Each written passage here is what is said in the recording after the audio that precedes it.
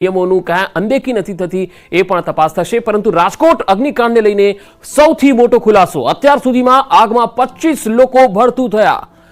મૃતકો મોટા ભાગના બાળકો છે। આ 25 લોકોમાં સૌથી વધારે બાળકો છે। પોસ્ટમોર્ટમમાં જગ્યા ખૂટી પડી એ પ્રકારની સ્થિતિ છે।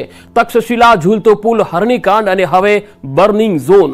મૃતક બાળકો જેમની ઉંમર 18 વર્ષથી પણ ઓછી ઉંમરના આ બાળકો છે, જે લોકોએ પોતાના વહાલ સોયાને ખોયા છે। પોસ્ટમોર્ટમ રૂમની અંદર તમે જુઓ તો મૃતદેહો એક બાદ એક આવી રહ્યા છે અને હવે જગ્યા પણ ખૂટી પડી છે। ટીઆરપી ગેમ ઝોનમાં જે રીતે આગનો આ બનાવ બન્યો અને હવે મૃત્યુ આંક 25 પર પહોંચી ગયો છે। સૌથી વધારે મૃતકોમાં બાળકોનો સમાવેશ થાય છે। આ એક મોટી ઘટના રાજકોટમાં બની છે। અત્યાર સુધી જે તક્ષશિલાની ઘટના આપણે જોઈ હતી અને તેમાં જે મૃત્યુ આંક હતો અને તે જે ઘટના હતી, આ ઘટના એના કરતાં પણ મોટી છે અને 5 વર્ષ બાદ આ સૌથી મોટો આગનો બનાવ છે। અને આ બનાવ બન્યો ત્યારે તેમના પરિવારજનો જે છે એ દોડતા દોડતા આ સ્થળ પર આવ્યા અને પોતાના વહાલ સોયાને તેમની આંખો શોધી રહી હતી। પરંતુ થોડા કલાકો બાદ જ્યારે એક પછી એક મૃતદેહો બહાર લાવવામાં આવ્યા, આ પરિવારજનો ધ્રુસકે ને ધ્રુસકે રડી પડ્યા। ઘણા મૃતદેહો તો એવા છે કે જેમની ઓળખ પણ થઈ શકે એવી નથી। 25 લોકો ભડતું થઈ ગયા આગમાં। આ આગ કયા કારણોસર લાગી હતી એ સામે નથી આવી શક્યું, પરંતુ આ શોર્ટ સર્કિટને કારણે આગ લાગી અને 10 સેકન્ડમાં, માત્ર 10 સેકન્ડમાં જ એટલી આગ વિકરાળ બની ગઈ કે બધું હતું ન હતું થઈ ગયું અને ફાયર બ્રિગેડની 8 થી પણ વધારે ટીમો અહીંયા આગ બુઝાવવાની કામગીરી માટે આવી તો હતી, પરંતુ જે અંદર લોકો ફસાઈ ગયા હતા એ લોકો ભડતું થઈ ગયા। અને રાજકોટ અગ્નિકાંડને લઈને હવે જે અપડેટ મળી રહી છે તે પ્રમાણે 25 લોકો ભડતું થઈ ગયા છે। મૃતકોમાં 9 થી પણ વધારે બાળકોની સંખ્યા છે કે જેઓ 18 વર્ષથી પણ ઓછી ઉંમરના બાળકો છે। ગુજરાત સરકારે મૃતકોને 4 લાખ અને ઈજાગ્રસ્તોને 50,000ની સહાયની જાહેરાત કરી છે અને અત્યાર સુધીમાં માનવામાં આવી રહ્યું છે કે તેના જે 2 સંચાલકો છે તેની પણ અટકાયત કરી લેવામાં આવી છે। જો કે આ અંગે હજુ સત્તાવાર પુષ્ટિ થઈ શકી નથી। રાજકોટ અગ્નિકાંડ મુદ્દે અમિત શાહે પણ ટ્વીટ કર્યું છે। ગૃહમંત્રી અમિત શાહે આ સમગ્ર ઘટના અંગે દુઃખ વ્યક્ત કર્યું છે અને મૃતકો પ્રત્યે સંવેદના વ્યક્ત કરી છે। રાજકોટ અગ્નિકાંડ મુદ્દે કેન્દ્રીય ગૃહમંત્રી અમિત શાહે સોશિયલ મીડિયા એક્સ પર ટ્વીટ કર્યું અને તેમણે આ રાજકોટની ઘટનાને ખૂબ જ દુઃખદ ગણાવી અને મૃતકો પ્રત્યે સંવેદના વ્યક્ત કરી છે। તો બીજી તરફ પ્રધાનમંત્રી નરેન્દ્ર મોદીએ પણ સોશિયલ મીડિયા એક્સ પર ટ્વીટ કરી અને આખી ઘટના અંગે દુઃખ વ્યક્ત કર્યું છે। તેમણે લખ્યું છે કે ગુજરાતના મુખ્યમંત્રી ભૂપેન્દ્રભાઈ પટેલ સાથે વાતચીત થઈ છે અને તેમણે આખી આ ઘટના અંગે તેમણે અવગત કર્યા છે અને તેમણે તમામ જે મૃતકો છે તેમના માટે સંવેદના વ્યક્ત કરી છે। તો કેન્દ્રીય ગૃહમંત્રી અને પ્રધાનમંત્રી નરેન્દ્ર મોદીએ આ ઘટનાને લઈને દુઃખ વ્યક્ત કર્યું છે। જે દ્રશ્યો આવી રહ્યા છે એ ખરેખર રડાવી દેનારા દ્રશ્યો છે અને અલગ અલગ તસવીરો આવી રહી છે। એક તરફ પરિવારજનો આક્રંદ કરી રહ્યા છે। તો પહેલી જે તસવીર અમે આપને બતાવી રહ્યા છીએ, જ્યારે આ ઘટના બની ત્યારે આગ કેટલી વિકરાળ હતી અને તેનો ધુમાડો 3 થી 4 કિલોમીટર દૂર દૂર સુધી લોકો જોઈ શકતા હતા, એ પ્રકારની વિકરાળ આગ હતી। અને બીજી જે તસવીર આપ જોઈ રહ્યા છો કે એક બાદ એક મૃતદેહો પોસ્ટમોર્ટમ રિપોર્ટ પોસ્ટમોર્ટમ રૂમમાં લાવવામાં આવી રહ્યા છે। મૃતકોમાં મોટા ભાગના જે બાળકો છે તેનો સમાવેશ થાય છે। બાળકો મોટી સંખ્યામાં આ મૃત્યુ આંકની અંદર જોવા મળી રહ્યા છે। એટલે આ જે ટ્રેજેડી છે એ ખરેખર સૌને રડાવી દેનારી છે। ખરેખર આ ઘટના બની, હવે લોકો કહી રહ્યા છે કે જે લોકોનો પણ વાંક હોય, જવાબદારો છે, તેમની સામે એક્શન લેવામાં આવે, વધુમાં વધુ કડક સજા આપવામાં આવે, ફાંસીની સજા આપવામાં આવે એવી પણ વાત કરી। શક્તિસિંહ ગોહિલે પણ આ ઘટનાને લઈને દુઃખ વ્યક્ત કર્યું છે। તો જે ત્યાં પ્રત્યક્ષદર્શી હતા તેમણે પણ કહ્યું છે કે આ ઘટના જ્યારે બની ત્યારે અચાનક જ આગ એટલી વિકરાળ બની ગઈ કે તેમાંથી બહાર નીકળવું અને બહાર નીકળીને બચીને જવું મુશ્કેલ બની ગયું હતું। કેટલાક લોકોએ બાળકોને જોયા પણ ખરા કે તેઓ ફસાયેલા છે, પરંતુ તેઓ કંઈ જ કરી શકે એવી સ્થિતિમાં ન હતા, એવું પણ એક પ્રત્યક્ષદર્શીએ ન્યૂઝ 18 સાથેની વાતચીતમાં કહ્યું।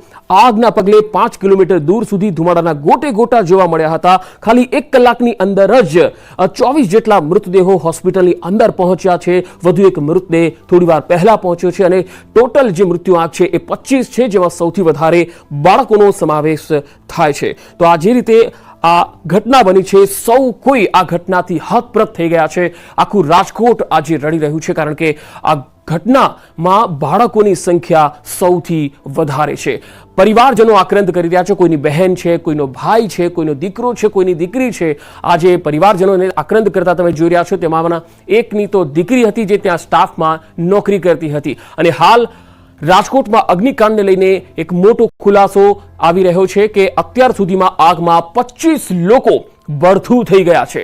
ગેમ ઝોનના 2 સંચાલકોની અટકાયત કરી લેવામાં આવી છે, એવી પણ માહિતી આવી છે. યુવરાજસિંહ સોલંકીની અટકાયત કરી લેવામાં આવી છે, જે આ ગેમ ઝોનના સંચાલક છે, અને બીજા એક સંચાલકની પણ અટકાયત કરવામાં આવી છે. જો કે આ સમગ્ર મામલાની તપાસ હવે ગુજરાત સરકાર દ્વારા જે એસઆઈટીની રચના કરવામાં આવી છે, એ એસઆઈટીની ટીમ જે છે એ તપાસ કરશે, કારણ કે આ બાબતે સરકાર તરફથી આદેશ થઈ ગયો છે કે એસઆઈટીની ટીમ જે છે એ રચવામાં આવશે, અને ત્યાર પછી એ ટીમ આ ઘટનામાં કોની બેદરકારી છે અને કાયદાકીય રીતે કઈ રીતે અને કેટલી કડકમાં કડક સજા થઈ શકે એ બાબતની તપાસ કરશે. એફએસએલની ટીમ પણ ઘટના સ્થળે આવી પહોંચી છે. એટલું જ નહીં, પરંતુ સિવિલ હોસ્પિટલના સ્ટાફની જે રજા છે તે પણ રદ કરીને તમામને આજે સિવિલ હોસ્પિટલમાં બોલાવવામાં આવી રહ્યા છે. આ કારણ કે આ ઘટના જે છે એમાં એક બાદ એક મૃતદેહો જે રીતે પોસ્ટમોર્ટમ રૂમની અંદર આવી રહ્યા છે, તે રીતે જોતા આ મૃત્યુઆંક જે છે એ વધી રહ્યો છે. શરૂઆતમાં જ્યારે આ ઘટના બની ત્યારે ચીફ ફાયર ઓફિસર પોતે જ કહેતા હતા કે આ ઘટનાને લઈને કેટલા લોકો અંદર ફસાયા છે તેની કોઈ માહિતી નથી, અથવા મૃત્યુઆંક કેટલો હતો તેની માહિતી નથી. પરંતુ ધીરે ધીરે જ્યારે મૃતદેહ આવ્યા અને ચેક કરી રહ્યા છે કે ભાઈ કોઈ જગ્યાએ કોઈ ચૂક તો નથી રહી જતી ને. સર, આવનારા દિવસોમાં આવી ઘટના અમદાવાદમાં ન બને તે માટે ખાસ કરી હવે પછી જે ગેમિંગ ઝોન ચલાવતા હોય તે લોકોને કેવી તકેદારી રાખવા માટે સૂચન કરવામાં આવશે, સાથે સાથે વાલીઓ જે છે તેમને પણ આ પ્રકારનું સૂચન જે છે તે કોર્પોરેશન તરફથી કરવામાં આવશે કે કેમ? આપણે ગેમિંગ ઝોનના જેટલા પણ ગેમિંગ ઝોન છે એમાં બધાને ટ્રેનિંગો આપેલી છે. જે એ લોકોનો સ્ટાફ હોય એ સ્ટાફને આપણે ટ્રેનિંગો આપતા હોઈએ છીએ, અને આના જે પણ સિસ્ટમ અહીંયા નાખેલી છે એ સિસ્ટમથી એમને વાકેફ કરેલા છે કે આ સિસ્ટમનો ઉપયોગ કઈ રીતે કરવો અને કાંઈ થાય તો શું કરવું એની એમને જાણકારી આપેલી હોય. ખાસ કરી ખુલ્લી જગ્યામાં આ પ્રકારના ગેમિંગ ઝોન હોય છે, જ્યાં આગળ રાઇડનો સવાલ છે, ત્યાં રાઇડ પણ અલગ અલગ સેફ્ટી મેજર્સ રાખીને કરવાની હોય છે. અમુક જગ્યાએ એવા જોવા મળતા હોય છે, જેમ કે આનંદ મેળો છે ગુજરાત યુનિવર્સિટી ક્ષેત્રે, ત્યાં આનંદ મેળામાં કોઈ પ્રકારનું સેફ્ટી મેજર્સ હોય છે કે કેમ? ત્યાં ચેકિંગ કરવામાં આવી છે કે આપણે જે આનંદ મેળાને એવું લાગતું હોય છે ત્યાં પણ આપણે એમને ટેમ્પરરી એનઓસી આપતા હોઈએ છીએ, અને ત્યાં જે આપણે જોવાનું હોય છે કે ત્યાં આગ ન લાગે એના માટેનું આપણે જોતા હોઈએ છીએ. પરંતુ જે તમે કહો છો રાઇડ્સની બધું હોય એ લોકો જેનું સ્ટ્રક્ચરનું ને જે કોઈ કમિટી હોય એ લોકો જોતા હોય છે. અમે ફક્ત ફાયરનું જોતા હોઈએ છીએ, અને ત્યાં ફાયર લાગે તો પ્રાથમિક તબક્કામાં બુજાઈ જાય એવા ઇક્વિપમેન્ટ ત્યાં રાખવાનું એમને સલાહ આપતા હોઈએ છીએ, અને એ લોકો રાખતા પણ હોય છે. તો આ હતા chief fire officer Jayesh Khadiya, જેમને કહેવું છે આગામી સમયમાં પણ આ જ પ્રકારે તમામ જગ્યાએ ચેકિંગ કરવામાં આવશે, અને કોઈ પણ પ્રકારની શરત ચૂક ન રહી જાય, અને આવા પ્રકારના બનાવ અમદાવાદ વિસ્તારમાં ના બને તેની પૂરતી તકેદારી રાખવામાં આવશે. કેમેરામેન શ્રેણિક મહેતા સાથે મૌલિક દામેચા, ન્યૂઝ 18 ગુજરાતી, અમદાવાદ. તો અમદાવાદના ફાયર ઓફિસરે પણ જણાવ્યું છે કે હાલ અમદાવાદના બધા જ ગેમ ઝોન બંધ કરી દેવામાં આવ્યા છે, અને ફાયર સેફટીને ધ્યાનમાં રાખીને બંધ કરાયા છે. તમામ જે ગેમ ઝોન છે તેમાં એ જોવામાં આવશે, ચકાસણી થશે કે ત્યાં ફાયરની સુવિધા કયા પ્રકારની છે, ફાયર એનઓસી છે કે કેમ. આ તમામ તપાસ કર્યા પછી જ ચાલુ કરાશે. હાલ પૂરતા અમદાવાદના તમામ ગેમ ઝોન બંધ કરવામાં આવ્યા છે. તો રાજકોટમાં જે ઘટના બની તેને લઈને હવે વહીવટી તંત્ર અને અલગ અલગ જિલ્લાની ટીમો સક્રિય બની ગઈ છે, અને પોતાના જિલ્લામાં આ પ્રકારના ગેમ ઝોન આવેલા છે તો ત્યાં ચકાસણી થઈ રહી છે કે ત્યાં ફાયર એનઓસી છે કે કેમ, અને હાલ ગેમ ઝોન બંધ કરી દેવાની સૂચના આપી દેવામાં આવી છે. અમદાવાદના તમામ ગેમ ઝોન છે એ હાલ બંધ છે, અને હવે ક્યારે ચાલુ થશે એ નવી સૂચના ન મળે ત્યાં સુધી કંઈ જ કહી શકાય તેમ નથી. હાલ તપાસ થશે કે આ ગેમ ઝોનમાં એનઓસી છે કે કેમ, ફાયર એનઓસી છે કે કેમ, ફાયરની સુવિધા કયા પ્રકારની છે એ જોયા પછી જ હવે ઓપન કરવાની સૂચના આપવામાં આવશે. કારણ કે રાજકોટની અંદર જે ઘટના બની છે, 25 લોકો આ આગની ઘટનામાં જીવતા ભૂંજાઈ ગયા, બળથું થઈ ગયા છે, અને આ અગ્નિકાંડને લઈને હવે અલગ અલગ જિલ્લામાં પણ સૂચનાઓ મળી રહી છે કે ગેમ ઝોન બંધ કરી દેવામાં આવે.